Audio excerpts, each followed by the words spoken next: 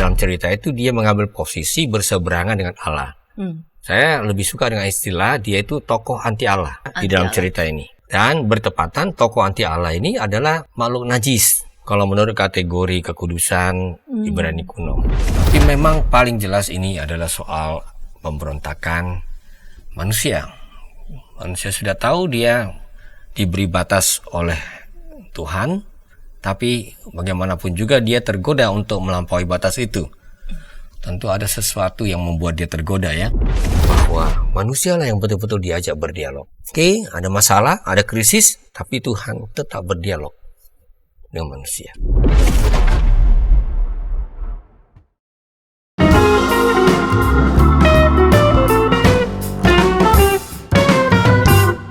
Sahabat YKB, jumpa kembali dalam program Ngulik Alkitab. Program Ngulik Alkitab ini diselenggarakan sebagai media, sebagai sarana bagi kita membaca Alkitab, mendalami, dan melihat relevansinya bagi kehidupan kita sehari-hari. Pada episode kali ini kita mengulik Kejadian pasal 3 ayat 1-24, Kejadian pasal 3 ayat 1-24. Saya sebagai pemandu percakapan, Pendeta Santiani Manurung. Untuk mengulik teks Kejadian pasal 3 ayat 1-24, telah hadir di studio Pendeta Anwar Chen sebagai Pendeta Gereja Kristen Protestan Indonesia dan Kepala Departemen Penerjemah Alkitab di Lembaga Alkitab Indonesia. Episode kali ini diberi judul Krisis di Eden. Krisis di Eden, seperti apa krisisnya para sahabat? Kita akan menyimak saja ulasan dari Pendeta Anwar Chen. Saya mengajak sahabat dapat berinteraksi di kolom komentar yang sudah tersedia. Salam jumpa kembali Bapak Pendeta. Salam jumpa Pendeta dan juga semua para penggemar baca Alkitab ya. Betul, iya. Rasanya sudah lama ini Pak Pendeta lama tidak muncul di layar program Ngulik Alkitab. Lain hal di layar Lembaga Alkitab Indonesia, saya sering melihat wajah beliau bolak-balik. Baik, Pak Pendeta, kita mau mengulik Kejadian pasal 3 ayat 1-24 dan kita mulai saja episode kali ini dalam doa. Mari silahkan Bapak Pendeta dapat memimpin dalam doa. Mari kita bersatu dalam doa. Kami mohon ya Roh Kudus agar Engkau berbicara menyapa kami melalui firman-Mu yang akan kami baca bersama-sama. Karena firman ini membuka pikiran kami, juga mencerahkan budi kami, membuka juga Tuhan pemahaman untuk bisa mengulik firman Tuhan yang tetap akan relevan menyapa hidup kami. Kiranya Engkau yang menuntun kami semuanya, baik yang menyampaikan, yang mendengarkan, melihat, yang bersama-sama Tuhan belajar dari kebenaran firman-Mu dalam Kristus Yesus. Amin. Amin. Saya akan membaca Kejadian pasal 3 ayat 1-24. Perikop ini diberi judul Manusia Jatuh ke Dalam Dosa dan Akibatnya. Ular adalah yang paling cerdik di antara segala binatang liar yang dijadikan oleh Tuhan Allah. Ular itu berkata kepada perempuan itu, "Tentulah Allah berfirman, jangan kamu makan buah dari semua pohon di taman ini, bukan?" Saut perempuan itu kepada ular, "Buah dari pohon-pohon di taman ini boleh kami makan. Tetapi tentang buah dari pohon yang ada di tengah-tengah taman, Allah berfirman, jangan kamu makan ataupun sentuh, nanti kamu mati." Tetapi ular berkata kepada perempuan itu, "Sekali-kali kamu tidak akan mati. Sebaliknya, Allah mengetahui bahwa pada saat kamu memakannya, matamu akan terbuka dan kamu akan menjadi seperti Allah, tahu tentang yang baik dan yang jahat." Perempuan itu melihat bahwa buah pohon itu baik untuk dimakan dan menarik untuk dipandang. Lagi pula, pohon itu dibinati karena memberi pengertian. Lalu ia memetik buahnya dan memakannya. Ia memberikannya juga kepada suaminya yang bersamanya, dan suaminya pun memakannya. Lalu terbukalah mata mereka berdua, dan mereka tahu bahwa mereka telanjang. Mereka menjalin daun pohon ara dan membuat cawat bagi dirinya. Ketika mereka mendengar suara Tuhan Allah yang berjalan-jalan di taman pada waktu hari sejuk, manusia itu dan istrinya menyembunyikan diri dari hadapan Tuhan Allah di antara pepohonan di taman. Tuhan Allah memanggil manusia itu dan berkata, "Di manakah engkau?" Ia menjawab, "Ketika aku mendengar suaramu di taman, aku menjadi takut karena aku telanjang, maka aku bersembunyi." Firman-Nya, "Siapakah yang memberitahumu bahwa engkau telanjang? Apakah engkau makan buah dari pohon yang kularang untuk dimakan?" Jawab manusia itu, "Perempuan yang kau berikan di sisiku, dialah yang memberi buah dari pohon itu kepadaku dan aku makan." Berfirmanlah Tuhan Allah kepada perempuan itu, "Apa yang telah kau perbuat ini?" Kata perempuan itu, "Ular itu yang memperdayaku, maka ku makan." Lalu Tuhan Allah berfirman kepada ular itu, "Karena engkau telah melakukan hal itu, terkutuklah engkau di antara segala ternak dan di antara segala binatang liar. Dengan perutmu engkau akan berjalan dan debu akan kau makan seumur hidupmu. Aku akan mengadakan permusuhan antara engkau dan perempuan ini, antara keturunanmu dan keturunannya. Keturunannya akan meremukkan kepalamu dan kau akan meremukkan tumitnya." Firman-Nya kepada perempuan itu, "Aku akan melipat gandakan susah payahmu waktu hamil. Dengan kesakitan kau akan melahirkan anak. Hasratmu tertuju kepada suamimu, tetapi ia akan berkuasa atasmu." Lalu firman-Nya kepada Adam, "Karena engkau mendengarkan perkataan istrimu dan makan buah dari pohon yang telah kuperintahkan kepadamu, jangan makan darinya. Maka terkutuklah tanah karena engkau, dengan susah payah engkau mencari makan dari tanah itu seumur hidupmu. Semak duri dan rumput duri akan ditumbuhkannya bagimu, dan tanaman ladang akan menjadi makananmu. Dengan cucuran keringat engkau akan mencari makan sampai engkau kembali menjadi tanah, karena dari situlah engkau diambil, sebab engkau debu, engkau akan kembali menjadi debu." Manusia itu memberi nama Hawa kepada istrinya, sebab dia menjadi ibu semua yang hidup. Tuhan Allah membuat jubah kulit untuk Adam dan untuk istrinya, lalu mengenakannya kepada mereka. Berfirmanlah Tuhan Allah, "Sesungguhnya manusia telah menjadi seperti salah satu dari kita, tahu tentang yang baik dan yang jahat. Sekarang, jangan sampai ia mengulurkan tangannya dan mengambil pula buah dari pohon kehidupan itu, memakannya dan hidup untuk selama-lamanya." Lalu Tuhan Allah mengusirnya dari Taman Eden, supaya ia mengerjakan tanah dari mana ia diambil. Ia menghalau manusia, dan di sebelah timur Taman Eden ia menempatkan kerub-kerub dengan pedang yang bernyala-nyala dan menyambar-nyambar untuk menjaga jalan ke pohon kehidupan. Baik Bapak Pendeta, dengan teks Kejadian 3 ayat 1-24 dan diberi judul Krisis di Eden, saya mau mengawali segmen pertama ini dengan meminta penjelasan dari Bapak Pendeta secara umum. Kejadian pasal 3 ini sebenarnya berbicara tentang apa? Kalau judulnya kan manusia jatuh ke dalam dosa dan akibatnya. Namun sesungguhnya perikop ini mau berbicara tentang apa nih secara umum? Ya, terima kasih Ibu Pendeta dan semua kita yang mengikuti program Mengulik Alkitab ini. Memang kalau bicara soal tema dari sebuah teks yang sudah sedemikian terkenal ini, ya pastilah tidak ada satu tema tunggal ya. Ya, tentu secara tradisional ini dikenal dengan sebuah episode yang sering sekali ya dibaca, diulang-ulangi, kejatuhan manusia ke dalam dosa. Tapi memang timbul pertanyaan, jatuhnya bagaimana? Ini kurang cocok ini sebenarnya kalau disebut sebagai kejatuhan manusia ke dalam dosa. Meskipun itu tentu tidak salah sebenarnya. Ya. Ada juga yang mengatakan, mungkin ini cerita tentang munculnya maut ke tengah-tengah kehidupan. Ya itu juga ada benarnya saya pikirnya, karena memangnya sesudah manusia makan buah terlarang itulah kemudian dia seperti yang difirmankan dalam pasal sebelumnya, dia tahu apa yang disebut dengan maut. Ya. Tapi memang paling jelas ini adalah soal pemberontakan manusia.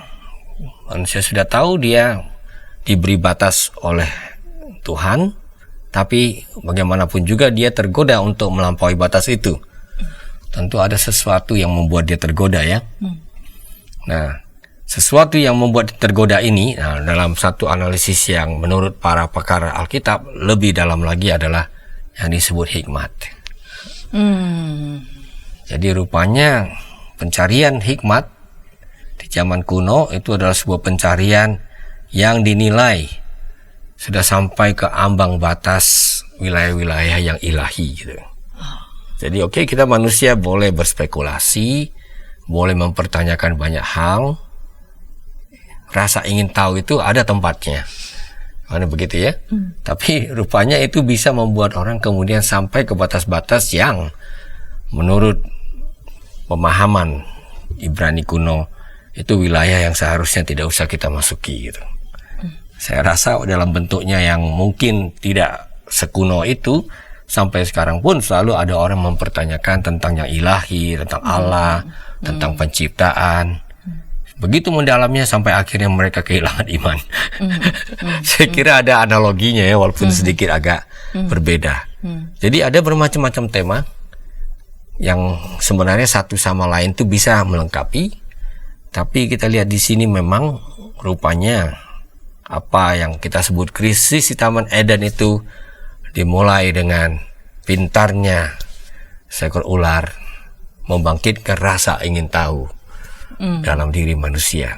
Karena pengetahuan itu sungguh menarik. Jadi saya kira tidak sembarangan kalau disebut knowledge is power.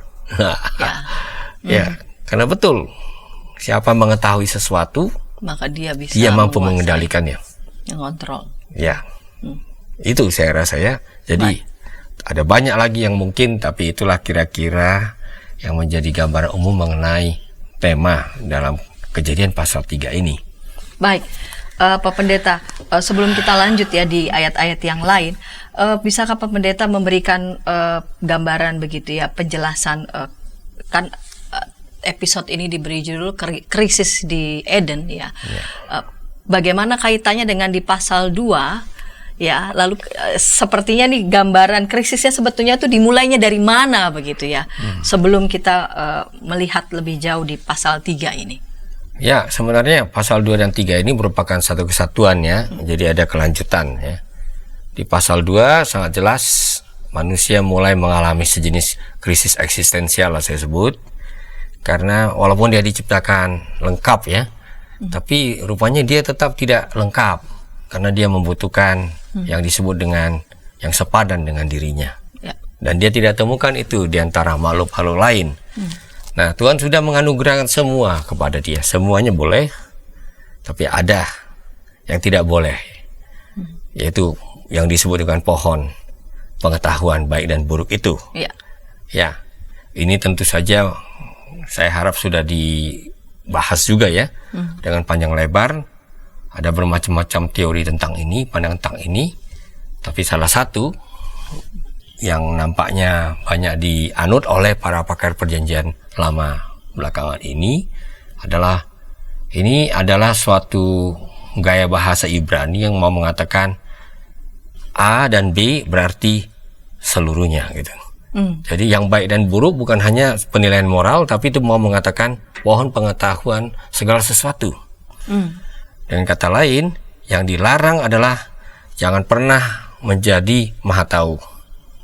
Semacam garis batas ditetapkan pada manusia supaya dia tetap sadar dia itu ciptaan. Dia bukan pencipta yang serba tahu. Nah, ini kan begitu. Jadi kesadaran manusia pada siapa dirinya begitu. Tentang dirinya, dia perlu tetap tahu dunia ini bukan milik dia. Dunia ini tetap adalah dunia Tuhan. Jadi dia boleh mencari tahu, tapi dia tidak usah berpretensi bahwa dia maha tahu. Nah, ini tidak mudah ditahan karena keinginan tahu itu bagaikan masuk ke sebuah labirin, makin lama makin mengasihkan, dan kadang-kadang orang tidak akan pernah keluar dari situ. Nah, jadi itulah yang menimbulkan adanya semacam ya situasi di mana manusia akhirnya mencari ya. Nah, Tuhan jawab kerinduannya, dia diberi pasangan ya. Pasangan yang menurut permainan kata Ibrani juga sangat menarik ya. Ish itu artinya laki-laki. Lalu pasangannya disebut Isya. Ya, nah itu kan menarik bahwa itu nggak terpisahkan. Kalau kita membaca Kejadian pasal 2, kita merasa ini dua sejoli ini setara ya. Tidak begitu jelas mana yang lebih tinggi dari yang lain gitu. Walaupun ada semacam urutan penciptaannya.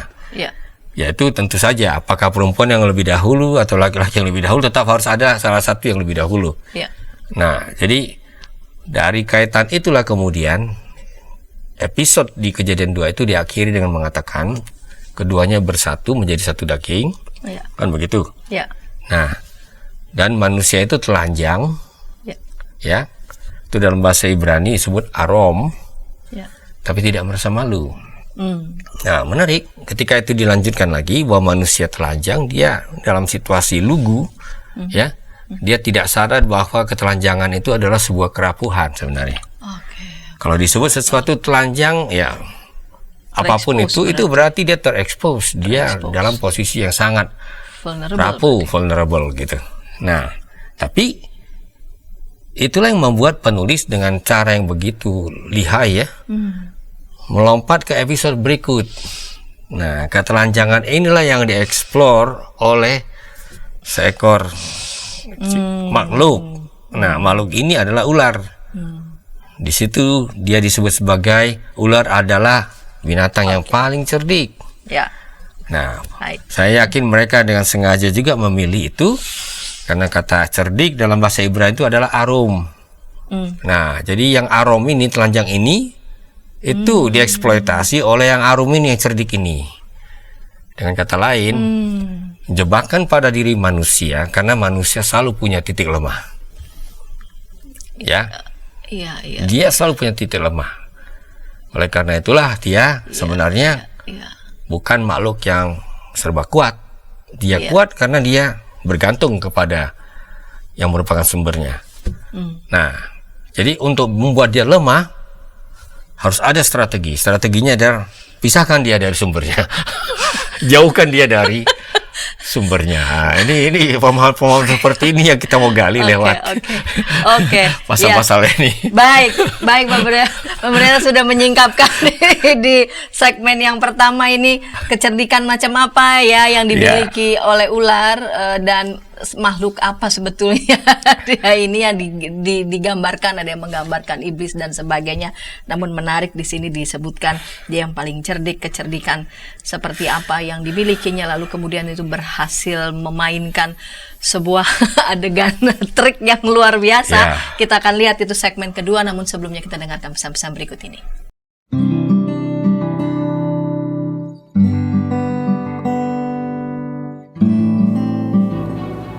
Hi folks, this is Daily Spirit for Youth, a daily devotional that helps you grow closer to God and apply His Word to your life.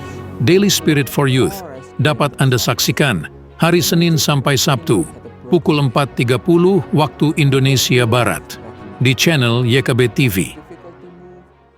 Kita jumpa dalam acara Pembangunan Jemaat. Pembangunan Jemaat setiap Senin di minggu kedua dan keempat pukul 20 waktu Indonesia Barat. Dapat Anda nikmati di channel YKB TV.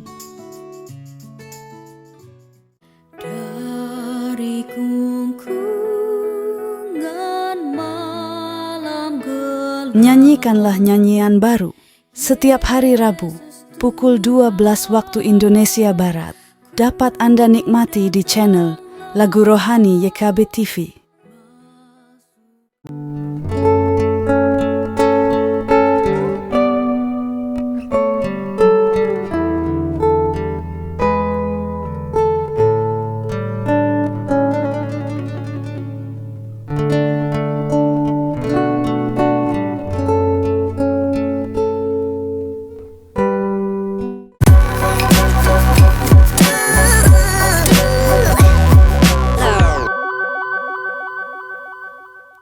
Senang masih bersama dengan kami dalam program Ngulik Alkitab. Sahabat, pada episode kali ini kita mengulik Kejadian pasal 3 ayat 1 sampai 24 diberi judul Krisis di Eden.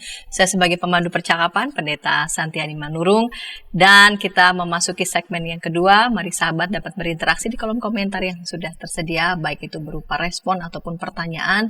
Dengan senang hati Bapak Pendeta Anwar Chen sebagai narasumber pada episode kali ini dengan senang hati menjawab pertanyaan ataupun tanggapan dari para sahabat. Baik Bapak Pendeta, kita lanjut di segmen yang kedua ini. Bapak Pendeta tadi di segmen yang pertama udah dengan keren ini ya, membuka sedikit demi sedikit begitu ya. Jadi pertama adalah ketelanjangan itu menyimbolkan apa ya, kerapuhan ya, sisi vulnerable-nya manusia. Namun disinilah justru yang akan dimainkan oleh oleh seekor makhluk yang bernama ular. Sesungguhnya ular itu gambaran apa ya?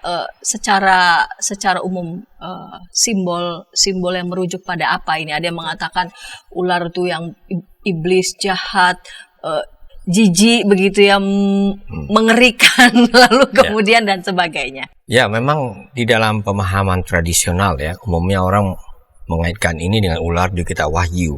Tapi itu terlalu jauh. Kita masih di kitab Kejadian. Dan penulis Kejadian ini sama sekali tidak tahu akan ada nama-nama kitab Wahyu gitu. Jadi pemahaman kita tentang ular ini pokoknya dia adalah sebuah figur. Figur ini dihadirkan di dalam narasi itu ya sebagai figur anti Allah gitu. Ya. Nah, tentu di dalam dunia kuno simbolisasi ular kan banyak ya. Dia bisa mewakili kehidupan, tapi dia juga bisa mewakili kematian. Dan dia bisa mewakili kelicikan. Jadi ya unsur-unsur hikmat ya. Nah, jadi kita tidak perlu berspekulasi terlalu jauh, apalagi mengaitkannya dengan makhluk rohani bernama iblis gitu. Yang jelas dalam cerita itu dia mengambil posisi berseberangan dengan Allah. Saya lebih suka dengan istilah dia itu tokoh anti Allah ya di dalam cerita ini. Ya. Dan bertepatan tokoh anti Allah ini adalah makhluk najis. Kalau menurut kategori kekudusan Ibrani kuno, ya. Jadi kalau Allah Maha Kudus, dia makhluk najis inilah yang datang menghampiri manusia pertama dan mulai menawarkan sesuatu.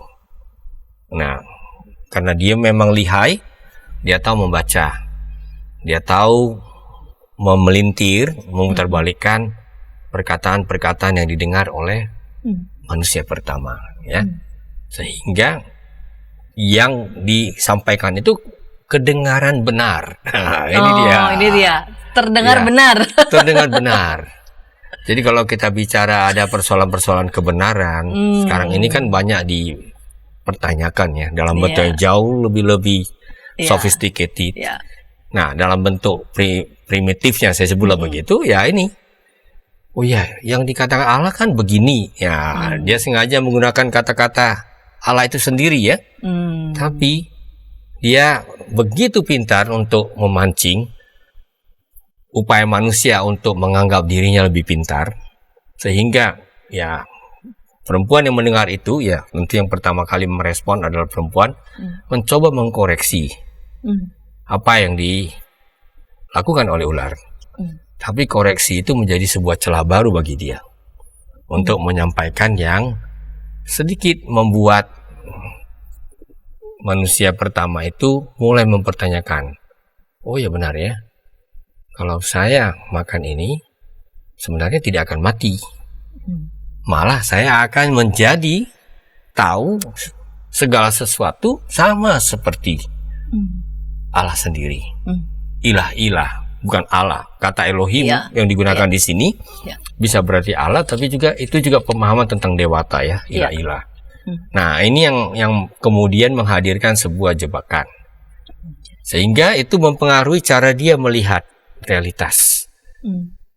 Oh, rupanya benar. Barangkali dia tadinya begitu lugu, tidak melihat bahwa buah itu cukup menarik. Sekarang dengan pengaruh persepsi yang dihadirkan oleh makhluk baru ini, nah dia melihat semuanya dengan cara baru. Oh, ini memikat. Ini tentu akan membuat saya jadi berhikmat. Nah, itulah awal dari sebuah perjalanan yang tentu menghadirkan pilihan-pilihan. Lama-lama, kedua manusia pertama itu ingin memiliki otonomi, ya, memiliki keputusan sendiri di dalam melangkah di hidupnya. Nah, ini saya kira jebakan yang disampaikan oleh ular itu, dan itu betul-betul ditangkap oleh manusia pertama. Nah, apa yang terjadi? Ternyata mereka tidak menjadi seperti Allah. Ternyata mereka tidak maha tahu. Justru pertama-tama yang mereka sadari adalah rupanya saya rapuh. Ketelanjangan itu ya. Jadi kerapuhan itu sendiri yang pertama-tama mereka sadari. Ya, tadinya mereka begitu lugu karena mereka mempercayakan, mereka dalam kondisi percaya ya. Ya, tapi sekarang mereka mulai menilai. Dan pertama-tama yang mereka nilai adalah diri mereka sendiri. Ternyata kami telanjang. Nah, ini awal dari sebuah spiral kekacauan. Ya, dimulai dari apa yang merupakan proses internal manusia itu sendiri. Saya kira itu yang menurut saya sangat menarik kalau kita simak detail-detail yang ada di dalam kisah di Kejadian 3 ini. Jadi justru yang pertama adalah konsekuensi dari mereka memakannya, mereka menyadari siapa diri mereka. Ya, mereka menyadari siapa diri mereka. Yang ternyata sekarang justru sudah dalam posisi tidak terlindungi. Yang sebelumnya mereka tidak menyadari itu atau melihat bagi mereka, baik. Ya, keadaan vulnerable tuh rupanya tidak merupakan sebuah persoalan. Tapi ketika mereka ancaman justru mengambil ruang yang harusnya menjadi milik yang ilahi itu, tiba-tiba mereka disadarkan, oh, ternyata ini bukan hal yang biasa. Ini justru membuat kita merasa tak berdaya, kan begitu.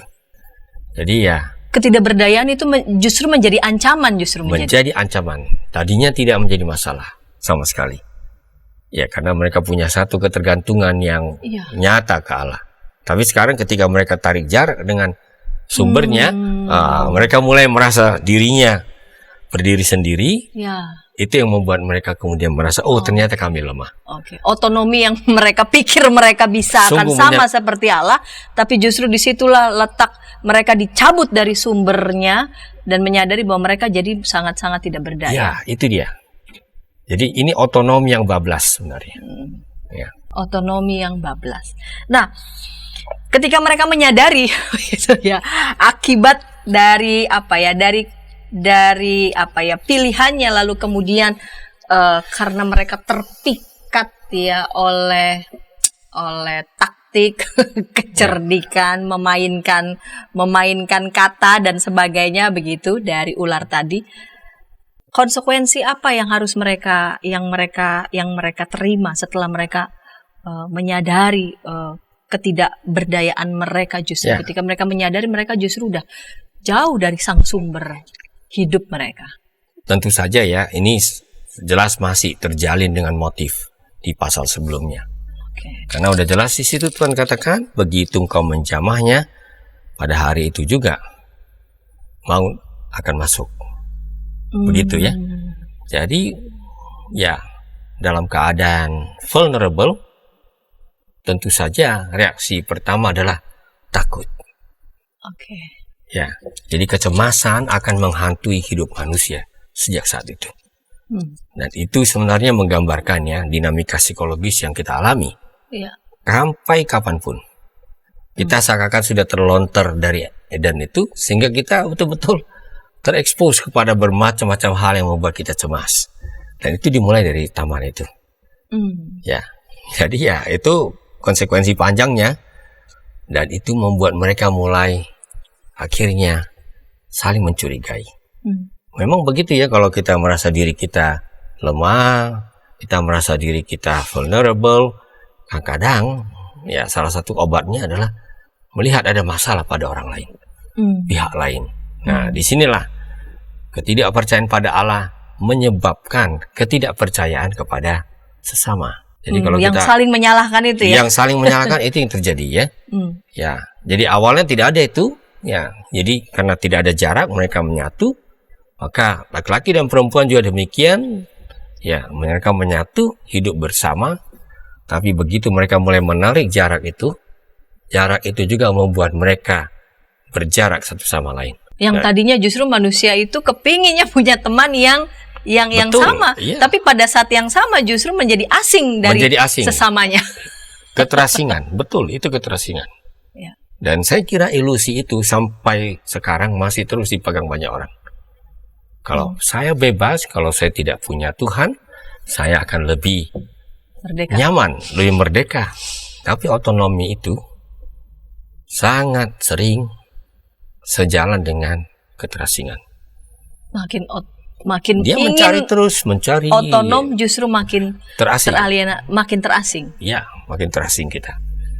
Makin Ya, terasing. saya kira pencarian anak-anak manusia sekarang itu sebenarnya akar-akarnya yang ya saya sebutlah primitif atau paling awal, kita bisa baca di Kejadian pasal 3 ini. Yang menjadi penyebabnya ya, justru ketika manusia itu mengambil jarak sedemikian rupa, Ya, ingin semakin dia otonom sungguh, mengambil jarak tidak berelasi dari Allah lagi, sendiri, tidak berelasi sendiri. Ya, betul, dia bisa mandiri, tapi pada waktu yang sama dia bisa begitu terasing dari dunianya. Ini dialektika menarik ya, di satu Ya, sisi ya. manusia ingin otonom, tapi di sisi yang lain ketika keinginan untuk otonom itu melewati batasannya, justru dia menjadi terasing. Ya, Siapapun dia curigai, termasuk sesama yang memang ditempatkan secara setara begitu ya. harusnya begitu. Jadi ya, itulah yang kita bisa baca antara lain ya. Ya. Dari episode menarik di Kejadian 3 ini ya. Ya. Nah, apa yang menjadi konsekuensi lain nih Pak Pendeta untuk di segmen yang kedua? Karena setelah di ayat 12 sampai 13 ya, mereka saling menyalahkan gitu ya. Jawab manusia itu, perempuan yang kau berikan di sisiku, dialah yang memberi buah. Lalu yang satu lagi mengatakan, enggak kok, bukan saya, tapi ular itu yang memperdayakan. Baka aku makan.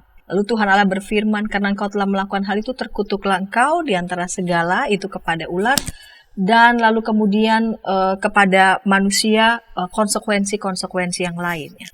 Ini konsekuensinya sebenarnya konsekuensi dari apa? Dari pilihannya atau memang ada yang lainnya? Ya tentu ya. Kalau kita perhatikan urutan-urutannya, nomor 1 tentu ular ya. Karena dia memang pemicu pertamanya. Ya. Di sini juga ada semacam motif yang disebut etiologis ya.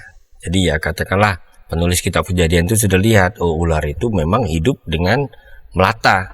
Ya, berjalan dengan perutnya. Makannya juga kelihatannya cuma makan debu saja begitu. Nah, itu menjadi sebuah ya keterkaitan. Jadi ular mengalami demikian karena memang dia yang dipersepsikan sebagai pemancing persoalan krisis pertama di Eden, kan begitu. Urutan berikutnya tentu perempuan, karena dia yang berespon langsung kepada ular. Makanya waktu itu ya Tuhan katakan ya, aku akan mengadakan permusuhan antara keturunanmu kepada ular ya dengan keturunan perempuan ini. Sebenarnya yang mau dikatakan di situ sederhana, manusia akan menjadi musuh ular, kan itu. Jadi ini tidak perlu diberi dulu interpretasi yang terlalu jauh, karena kebanyakan orang mengaitkan ini dengan Mesias ya. Nah, keturunan perempuan itu yaitu Mesias, Yesus yang akan datang dan dia akan menghancurkan kepala iblis.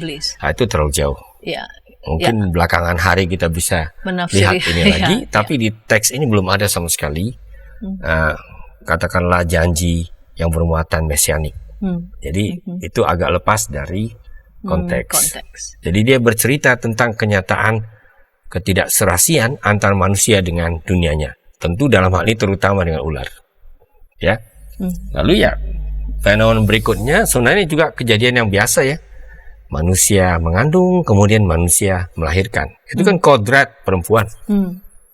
Ya, tapi kodrat perempuan ini sekarang dilihat dalam konteks rasa sakit.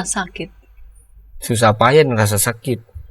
Ya, saya tidak tahu apakah penulis membayangkan bahwa tadinya perempuan kalau mengandung, melahirkan tidak perlu sakit gitu. Oke. Ya. Dan tadi kita sudah baca perempuan kehilangan kesetaraannya sebagai penolong. Kalau kita membaca pasal 2, jelas ya. Dia diciptakan Tuhan, dibentuk Tuhan untuk menjadi penolong yang sepadan. Sekarang dia ditaklukkan laki-laki. Ini tentu ini mencerminkan situasi sosiologis ya di masyarakat Israel kuno, bahwa laki-laki mendominasi perempuan.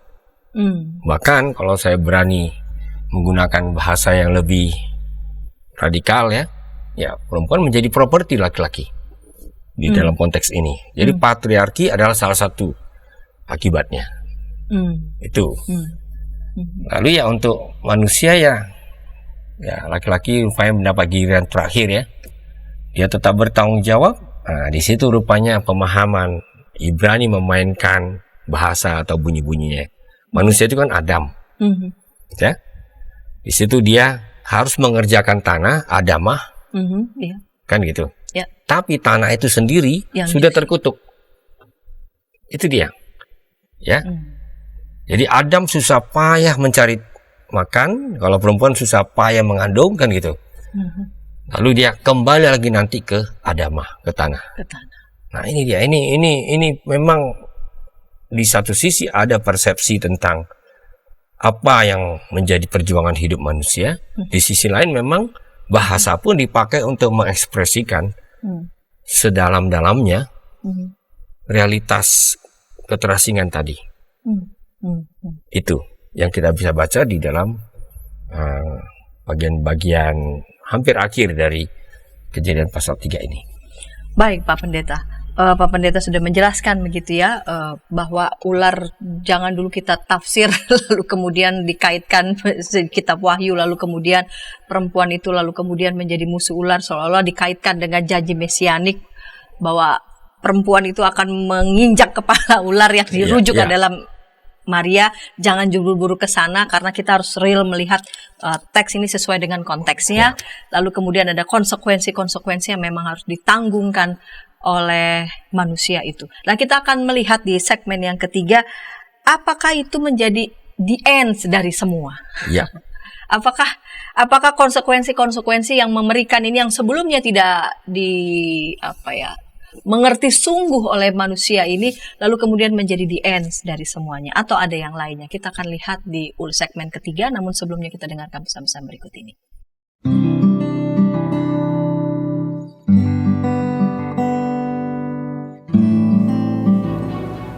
Hi folks, this is Daily Spirit for Youth, a daily devotional that helps you grow closer to God and apply His Word to your life. Daily Spirit for Youth dapat Anda saksikan hari Senin sampai Sabtu pukul 4.30 waktu Indonesia Barat di channel YKB TV. Kita jumpa dalam acara Pembangunan Jemaat. Pembangunan Jemaat setiap Senin di minggu kedua dan keempat pukul 20 waktu Indonesia Barat. Dapat Anda nikmati di channel YKB TV. Dari kungkungan malam gelap. Nyanyikanlah nyanyian baru setiap hari Rabu pukul 12 waktu Indonesia Barat. Dapat Anda nikmati di channel Lagu Rohani YKB TV.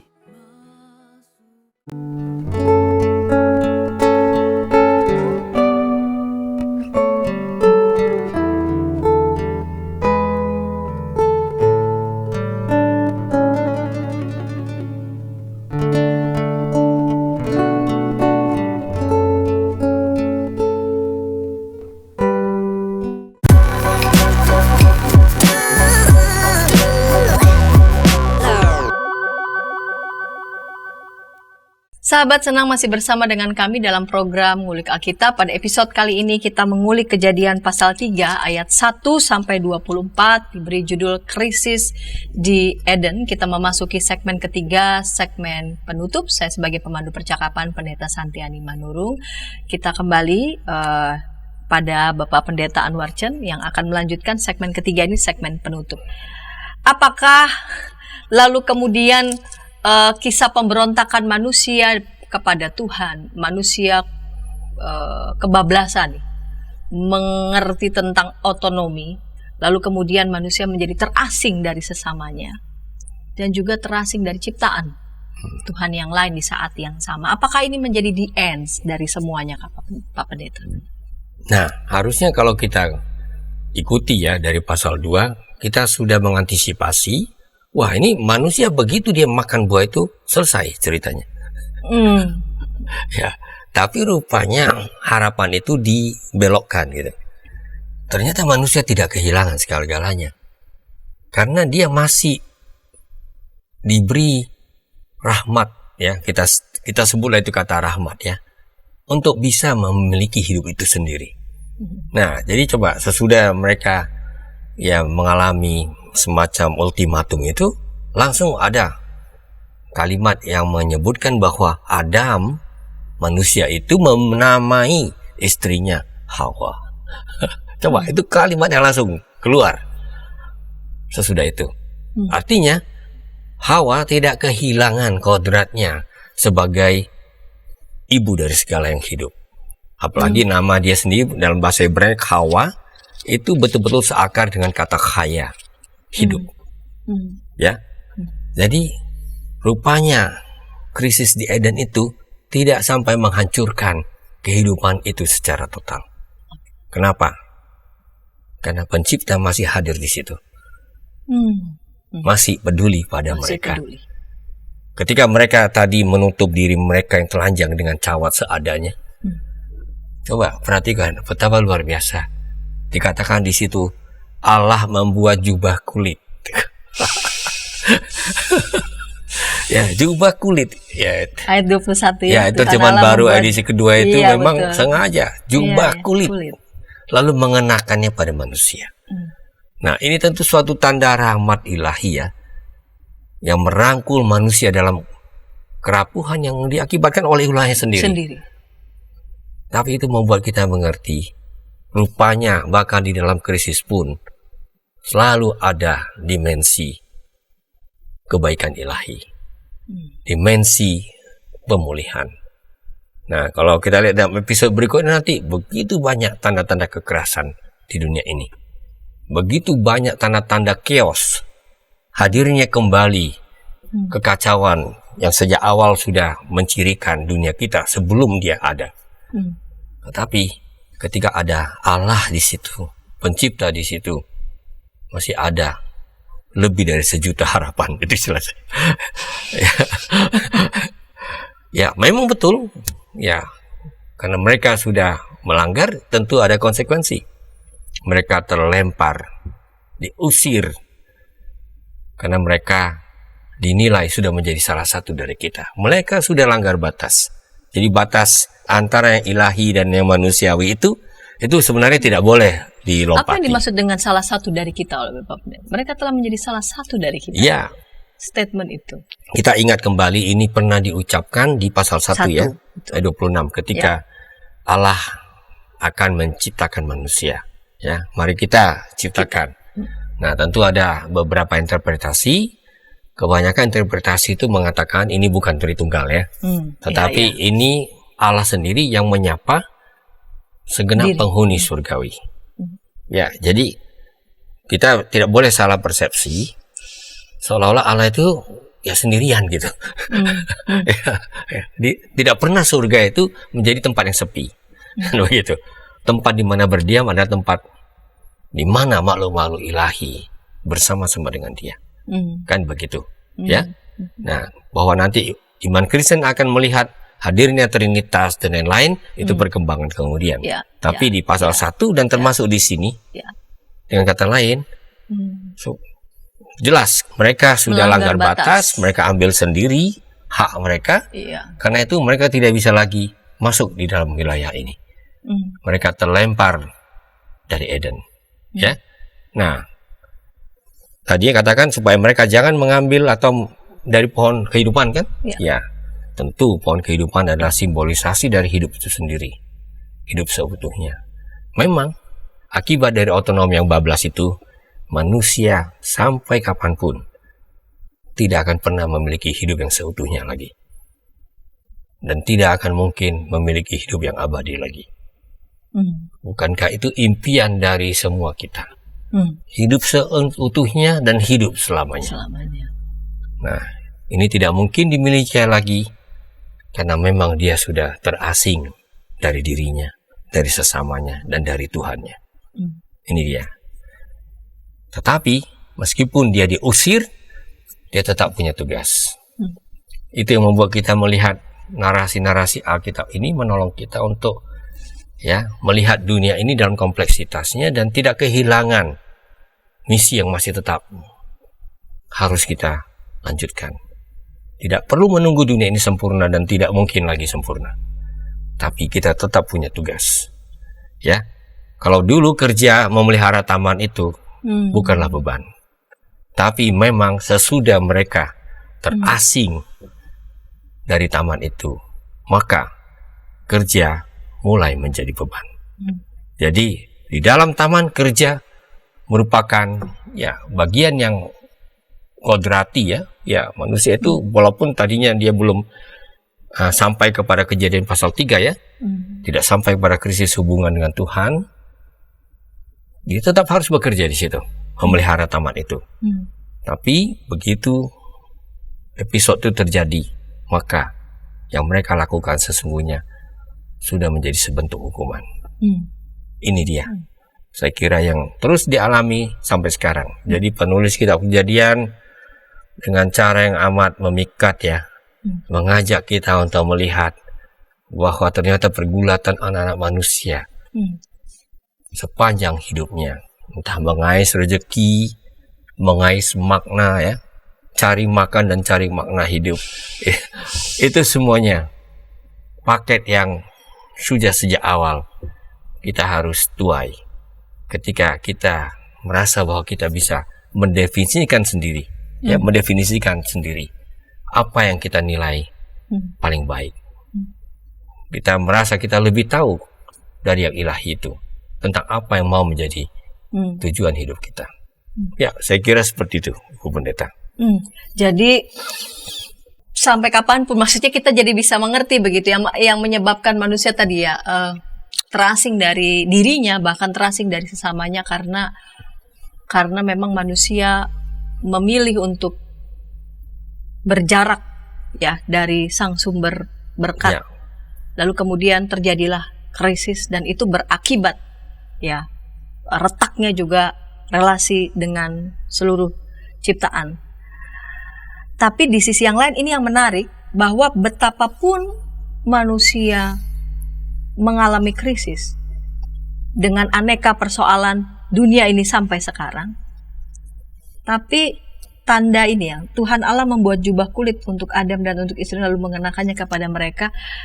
Rahmat Tuhan itu tetap bersama dengan manusia dan seluruh ciptaannya. Jadi ketegangan ini ya dialek. Sebenarnya ada suatu ironi, sesuatu yang sangat ironis di sini, ya tragis ironis, tetapi itu dibiarkan, ya. Jadi Allah tidak ingin supaya selesai semuanya dengan cukup mengampuni, ya sudahlah kita mulai lagi.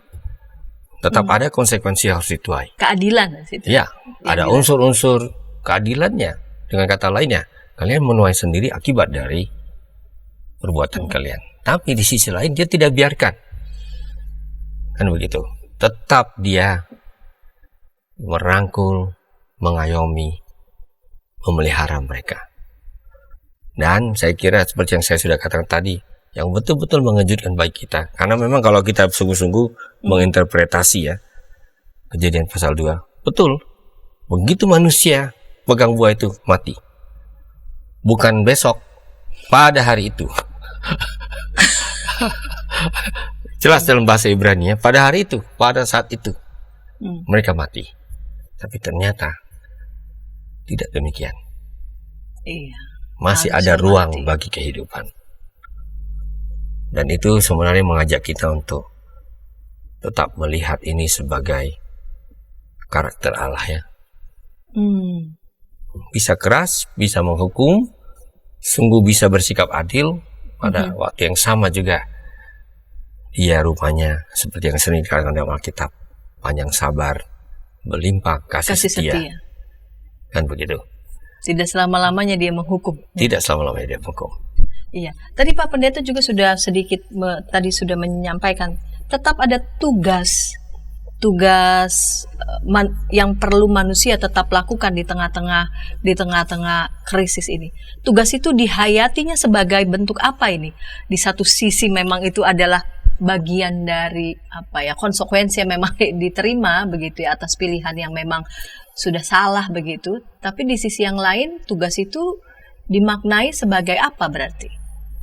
Ya, apakah sekedar bahwa ya apa boleh buat, kita tetap harus mengais rezeki, tapi ada hal lain yang tadi Pak Pendeta sudah tambah, mengais makna. Makna itu benar-benar dicari. Iya, memang kalau kita lihat ya, apa yang merupakan konsekuensi yang harus dia tuai, Tuhan sudah katakan, engkau dengan berkeringat akan mengerjakan semuanya ini. Ya, semak belukar akan tumbuh, begitu ya, tidak akan mudah hidup ini. Namun, tetap saja, engkau meskipun sudah terusir dari taman itu, tetap harus mengerjakan tanah dari mana engkau diambil. Dengan kata lain, memang ya, ini mau menggarisbawahi bahwa kita manusia ini adalah makhluk tanah. Kita diambil dari tanah, kita dibentuk dari tanah, kita harus mengerjakan tanah sebelum tentunya kita kembali kepada tanah. Nah, ini dia ya. Jadi satu kesatuan yang tidak bisa terpisahkan. Di satu sisi, andai kata tidak ada, ya katakanlah krisis di Eden ini, ya, manusia tetap akan mengerjakan itu. Tapi tidak dibebani dengan belukar-belukar tadi. Ya kan? Karena memang ya di pasal 2 tidak ada kesan. Adam dan Hawa sedang stres, sedang komplain, Sedang insecure. Tapi begitu dia mengambil sendiri keputusan untuk menjadi otonom dari Allah, disitulah mulai sebuah perjalanan baru. Dia harus tanggung konsekuensinya. Dia tetap punya tugas besar, tapi tugas itu dia kerjakan dengan susah payah. Saya rasa ini benar sampai kapanpun. Baik. Dan bagian dari manusia mencari makna juga itu tidak bisa diingkari bahwa ada jati dirinya manusia ya, bahwa manusia tetap berbeda dari makhluk yang lain pun dalam perjuangannya yang susah payah itu. Ya, memang kita nggak menemukan ya katakanlah narasi-narasi lebih lanjut tentang makhluk-makhluk lain ya, kecuali dalam pasal pertama pada waktu penciptaan. Betul. Atau sedikit ya, karena mereka semua dalam posisi pasif. Ya, satu hal yang saya kira sangat menarik tentang Kejadian pasal 3 inilah bahwa manusia lah yang betul-betul diajak berdialog. Oke, ada masalah, ada krisis, tapi Tuhan tetap berdialog dengan manusia. Ya, kalau dengan ular dia tidak berdialog ya, terkutuklah langsung ultimatum. Betul. Tapi manusia tetap diberi kesempatan untuk berkomunikasi dengan dia. Saya yakin itu salah satu anugerah terbesar yang tetap kita. Betapapun kita tetap susah payah, Ya. tetapi dia tidak memutus Allah dirinya tidak memutus. sendiri dari Ya. manusia. Baik Pak Pendeta Anwar Chen, PhD yang pada episode ini sudah menarik nih ya, mengajak kita untuk melihat perikop pasal 3 ini. Dan ketika kita merasa lelah menjalani hidup, ini memang bagian dari hal yang memang tidak bisa tidak kita memang harus kerjakan, kita memang harus lakukan. Tetapi pun betapa kita bergumul dalam berbagai macam tugas, tanggung jawab pun dalam krisis-krisis kediriannya manusia, ya eksistensinya manusia. Tetapi Allah yang penuh rahmat itu tidak meninggalkan kita, ya, dan Dia tidak memutus relasi dirinya bersama dengan kita. Itu rahmat Tuhan yang luar biasa. Betapapun manusia sudah secara sadar ingin mengambil jarak dari sang sumber berkat, tetapi Allah tetap mau berdialog, Allah tetap mau berelasi bersama dengan kita, sehingga sekalipun kita begitu sangat berpeluh ya, baik itu mengais rezeki maupun juga mengais makna dari setiap upaya yang kita kerjakan, Allah tetap berkenan memelihara, Allah tetap berkenan menjagai kita. Bapak Pendeta Anwar Chen, terima kasih untuk kesediaan pada episode kali ini sebagai narasumber, dan ketika tayangan ini menjadi berkat bagi para sahabat bisa membagikannya kepada sebanyak mungkin orang dan dapat menekan tombol like maupun subscribe sehingga boleh mendapatkan update dari tayangan YKB TV. Baik Bapak Pendeta, kita mengakhiri episode kali ini, kita menutupnya dalam doa. Silakan Bapak Pendeta dapat menutupnya dalam doa. Mari kita bersatu dalam doa. Kami sungguh bersyukur padamu ya Tuhan, untuk pembelajaran yang sama-sama kami lalui dengan membaca firman Tuhan, merenungkannya, dan membuka mata batin kami untuk melihat betapa luar biasa Tuhan. Kisah-kisah terawal dalam kehidupan manusia ini menyadarkan kami bahwa sering sekali kami harus menuai dari keinginan kami untuk mengambil langkah sendiri menjauh daripadamu. Oleh karena itu kami mohon ya Tuhan, supaya ini benar-benar menjadi sebuah pesan hidup bagi kami. Supaya kami Tuhan melihat ternyata di dalam krisis yang sedemikian mendasar itu pun, Engkau tidak pernah tinggalkan kami. Engkau tetap merangkul kami dengan kasih-Mu, dengan rahmat-Mu. Kiranya ini mendorong kami untuk terus meyakini Tuhan punya rencana agung dalam hidup yang penuh dengan pergumulan, dalam dunia yang tidak pernah berhenti-hentinya bergumul dengan permasalahan dan kekerasan. Terima kasih ya Tuhan. Terpujilah Engkau dalam Yesus Kristus. Amin. Amin.